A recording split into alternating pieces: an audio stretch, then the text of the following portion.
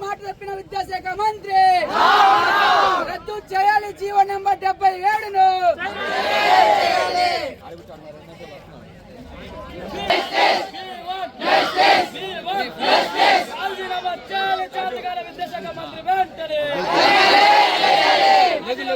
విద్యాశాఖ మంత్రి వెంటనే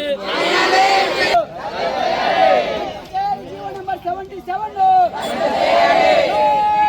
చేతకాని విద్యాశాఖ మంత్రి చేతకాని విద్యాశాఖ మంత్రి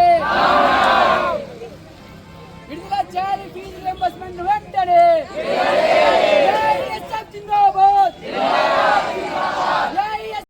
ఎక్కడ విద్యార్థి సమస్యలు గొంతెత్తి మాట్లాడే పరిస్థితి లేదు. విద్యార్థి సంఘం నాయకులు కానీ ఉంటే ఈనాడు మాట్లాడేటువంటి విద్యార్థి సంఘం నాయకులు కానివచ్చు, విద్యార్థులు కానివచ్చు, ప్రతి ఎక్కడ కానీ రాష్ట్ర వ్యాప్తంగా ఏ విద్యార్థి మేము అడుగుతా ఉన్నాం. మా తమ్ముళ్ళు ప్రభుత్వ విద్యను కాపాడాలని చెప్పి అడుగుతా ఉన్నాం. ఏదైతే కార్పొరేట్ ప్రైవేట్ విద్యా సంస్థలకి దారాదత్తం చేస్తున్నారో వాటన్నిటి కూడా మూతవేసి ప్రభుత్వ విద్యని మా విద్యార్థులకు అందించాలని చెప్పి మేము పోరాడుతూ ఉన్నాం. స్టూడెంట్ ఫెడరేషన్ ఒకటే తెలియజేస్తా ఉన్నాం, మీ ప్రభుత్వానికి అందించే బాధ్యత ఆల్ ఇండియా స్టూడెంట్ ఫెడరేషన్ స్వీకారం చూడదని చెప్పి సందర్భంగా తెలియజేస్తా ఉన్నాం. ఖచ్చితంగా కృష్ణా జిల్లా ఏఎస్ఎఫ్ ఆధ్వర్యంలో మచిలీపట్నం కలెక్టరేట్ దగ్గర మన యొక్క సమస్యల మీద ఆందోళన కార్యక్రమం, నిరసన కార్యక్రమం. ఎం సాయి కుమార్, ఏఐఎస్ఎఫ్ రాష్ట్ర ఉపాధ్యక్షులు. రాష్ట్ర వ్యాప్తంగా విద్యారంగంలో నెలకొన్న సమస్యలను పరిష్కరించాలని చెప్పి ఏఐఎస్ఎఫ్ ఆంధ్రప్రదేశ్ రాష్ట్ర సమితి ఆధ్వర్యంలో ఈ నెల 13, 14, 15 తారీఖుల్లో రాష్ట్ర వ్యాప్తంగా కూడా అన్ని జిల్లా కలెక్టర్ కార్యాలయం ముందర ఆందోళన ధర్నా కార్యక్రమం పిలిపించడం జరిగింది. అందులో భాగంగా కృష్ణా జిల్లా ఏఐఎస్ఎఫ్ జిల్లా సమితి ఆధ్వర్యంలో ఈరోజు కృష్ణా జిల్లా కలెక్టర్ కార్యాలయం ముందర ఇక్కడ ధర్నా నిర్వహించడం జరుగుతుంది.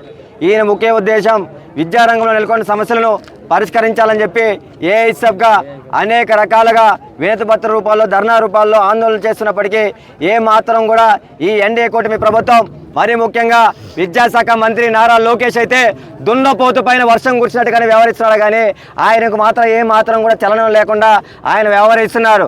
ఆనాడు నారా లోకేష్ నువ్వేం చెప్పావు, నేను అధికారంలోకి వస్తే రాష్ట్ర వ్యాప్తంగా విద్యార్థుల కొన్ని సమస్యలు పరిష్కారం చేస్తా, జీవో నెంబర్ 77 రద్దు చేసి ఆ పీజీ విద్యార్థులకు విద్యను దగ్గర చేస్తా, అదేవిధంగా పెండింగ్లో ఉన్నటువంటి ఫీజు రియంబర్స్మెంట్ బకాయిల్ని వెంటనే విడుదల చేస్తాను, అదేవిధంగా గతంలో మూతపడ్డ 4,000 పాఠశాలను పునఃప్రారంభిస్తా, విద్యార్థులు చదువుకోవాల్సింది చెట్ల కింద కాదు తరగతి గదుల్లో అని చెప్పావు.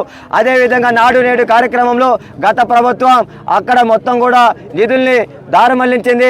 మేము అధికారంలోకి వచ్చిన వెంటనే ఆ పాఠశాలను అన్నీ కూడా అర్ధాంతరంగా ఆగిపోయిన పాఠశాలని నిర్మాణ పనులు మొత్తం కూడా పూర్తి చేస్తా, విద్యార్థులు చదువుకోవడానికి మెరుగైన విద్య అందించడానికి మా ప్రభుత్వం పూనుకుంటుంది, మన ప్రభుత్వం మంచి ప్రభుత్వం అని చెప్పి ఆనాడు అనేక మాటలు చెప్పావు, హామీలు ఇచ్చావు. రాష్ట్ర వ్యాప్తంగా మూతపల్లి పాఠశాలను తెరిపించాలా, నువ్వు ఇచ్చినటువంటి హామీలను అమలు పరచాలా.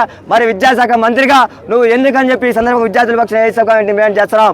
కావున ఈరోజు నేను విదేశాలకు వెళ్తున్నా, కంపెనీలు తీసుకొని వస్తున్నా అంటున్నావు, విదేశాలు పర్యటనలకే పరిమితం అవుతున్నా తప్పనిచ్చి నువ్వు విద్యాశాఖకు మంత్రిగా ఉన్నావు అని చెప్పి మర్చిపోయినావు. కావున విద్యాశాఖ మంత్రిగా రాజీనామా చేసి విదేశాల శాఖగా నువ్వు పర్యాటక మంత్రిగా బాధ్యతలు తీసుకో అని చెప్పి ఈ సందర్భంగా మేము ఏఐఎస్ఎఫ్గా డిమాండ్ చేస్తున్నాం. నా పేరు మొహమ్మద్ సాదిక్ బాబు, ఏఐఎస్ఎఫ్ కృష్ణా జిల్లా కార్యదర్శి. అధికారంలో రానప్పుడు మన విద్యాశాఖ మంత్రి నారా లోకేష్ గారు నేను వచ్చిన 100 రోజుల్లో అన్ని విద్యారంగ సమస్యలను పరిష్కరిస్తా అన్నారు. వచ్చి 2.5 సంవత్సరాలు అవుతున్నా ఏమాత్రం సమస్యలు పరీక్షించడం లేదు. ఖబర్దార్ నారా లోకేష్, గుర్తుపెట్టుకో, ఎల్లకాలం నీ ప్రభుత్వమే ఉండదు, ప్రభుత్వాలు వస్తూ ఉంటాయి, పోతూ ఉంటాయి. ఏఎస్ఎఫ్ నిరంతరం విద్యార్థుల కోసం, విద్యార్థులు పడే సమస్యల కోసం పోరాటాలు చేస్తూనే ఉన్నది. ఈ ఒక్క రాష్ట్రంలో ఫీజు రియంబర్స్మెంట్ విడుదల చేయమని ఎన్నో విధాలుగా ఎన్నో కలెక్టరేట్ వద్ద విజయవాడలో ధర్నాలు చేసినా ఏమాత్రం స్పందన లేదు. దున్నపోతు మీద వర్షం పడినట్టు మన విద్యాశాఖ మంత్రి ఏమాత్రం స్పందించట్లేదు. మన కృష్ణా యూనివర్సిటీకి హాస్టల్ ఏర్పాటు చేయమని 2.5 సంవత్సరాల నుండి కలెక్టర్ గారికి లెటర్లు ఇచ్చినా, కలెక్టర్ గారికి ఎన్నో విధాలుగా లెటర్లు ఇచ్చినా కలెక్టర్ గారు కూడా ఏమాత్రం స్పందించట్లేదు. లేని వల్ల ఈ ఈ ప్రాబ్లమ్స్ని వెంటనే సాల్వ్ చేయాలని, సాల్వ్ చేయని వల్ల పెద్ద ఎత్తున ఆందోళన కార్యక్రమానికి శ్రీకారం చుడతామని హెచ్చరిస్తున్నాం.